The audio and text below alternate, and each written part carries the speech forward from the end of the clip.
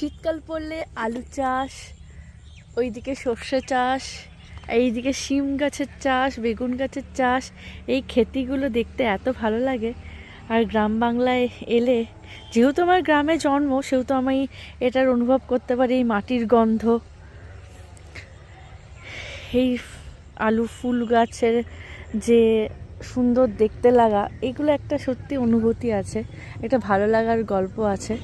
আলুর ফুল গাছে ফুল হয়েছে সাদা সাদা। অনেকেই আলু গাছের শাক খান, আমি কোনোদিন খেয়ে দেখিনি, কিন্তু আমি সর্ষে গাছের ফুলটা খেতে খুব ভালোবাসি। ফুলের বড়া, ফুলের চচ্চড়ি, অনেক কিছুই হয়। আর এখানে পরিবেশটা কি সুন্দর। এদিকে শিম হয়েছে, প্রচুর শিম হয়েছে গাছটাতে, দু চারটে তুললাম শিম। এখানে তো আর চেরি, তারপর কমলা লেবু পাবো না, এখানে শিম গাছ, আলুটা তো তোলা যাবে না। যাই হোক, আমাদের দেশে, আমাদের রাজ্যে যা হয় সেটাই আমাদের কাছে লোভনীয় জিনিস। শিম গাছ থেকে শিম নিয়ে যাচ্ছি, পাতুরি খাবো, বা পাতুরি বলছি, ভর্তা খাবো। আর এই যে বেগুন হয়েছে, ছোট্ট ছোট্ট বেগুন হয়েছে গাছে।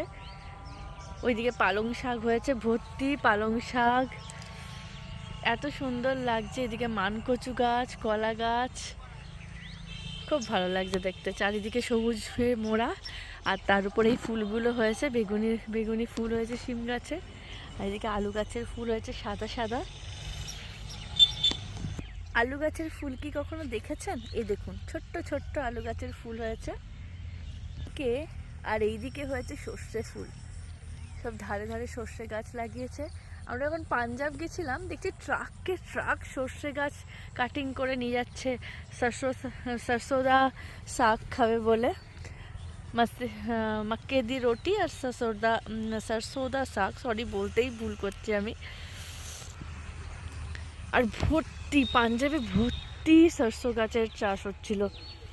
ওইদিকেও হয়েছে সর্ষে গাছের চাষ, বেশ সুন্দর লাগছে দেখতে।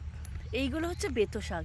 বেতো শাকের অনেক গুণ, কিন্তু বেতো শাক যাদের পেটের সমস্যা আছে তারা কিন্তু রেগুলার বেতো শাক খেতে পারেন, লিভার ভালো রাখে।